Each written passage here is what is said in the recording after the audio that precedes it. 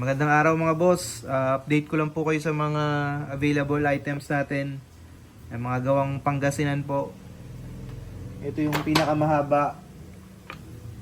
Itak Tagalog. Yan, same materials lang po yung ginamit. Yan, yung kaluban nila, mahogany. Yan, may belt loop. Ginamitan siya ng wood stain para maging dark yung kulay. Yan, yung penetrating wood stain. Buksan natin. Yan, pare-parehas lang yung bakal na ginamit para sa talim. 5160 high carbon steel.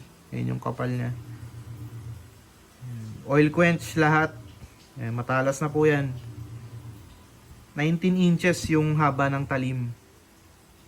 Tapos yung handguard niya tsaka ferrule stainless. Yan, narrowing tang, nakapin siya. Kamagong yung handle. Yan, solid kamagong yan. Itak Tagalog, 19 inches yung talim. Yan, kung may magustuhan kayo mga boss, screenshot nyo lang po. Tapos send nyo po sa akin. Yan, meron din tayong mga ginunting. Same lang yung materials. Natin 18 inches naman yung haba ng talim. Matalas na po yan mga boss.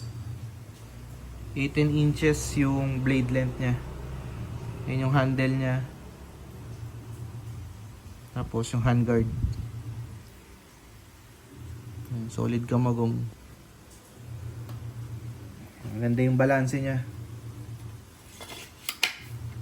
Yan, sa may mga gusto ng ginunting, meron po tayong available. Meron din tayong Itak Tagalog na mas maikse. 16 inches yung talim. Yan, iba kasi nahahabaan sa 19 inches. Meron tayong 16 inches yung talim. Itak Tagalog. Mga gawang Pangasinan po yan. Pero yung location natin dito po sa San Juan City, Metro Manila po. Mga galing lang silang Pangasinan. Mga gawang Puso Rubio. Meron din tayong mas maiksi na Itak Tagalog. 12 inches naman yung talim nito. Kapal. Yan, matatalas na po yan mga boss. Itak Tagalog. So yung Itak Tagalog natin, meron tayong 19 inches yung talim, 16 inches yung talim, tsaka 12 inches yung talim. Dalawa na lang tong 12 inches natin mga boss. Meron din tayong 2 pieces ng hunting knife. Yan, may ukit. Yan. 8.5 inches yung talim. Oil quench. Yan yung kapal niya, full tang. Yan, 2 pieces na lang to. Chat na lang kayo mga boss kung interesado po kayo. Ito yung isa niya. Yan, meron din tayong Bowie knife inspired.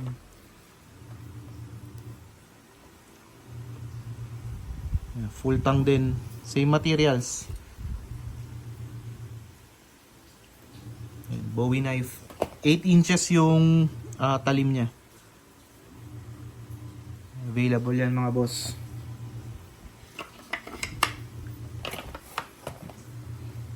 Yung kamagong yung handle.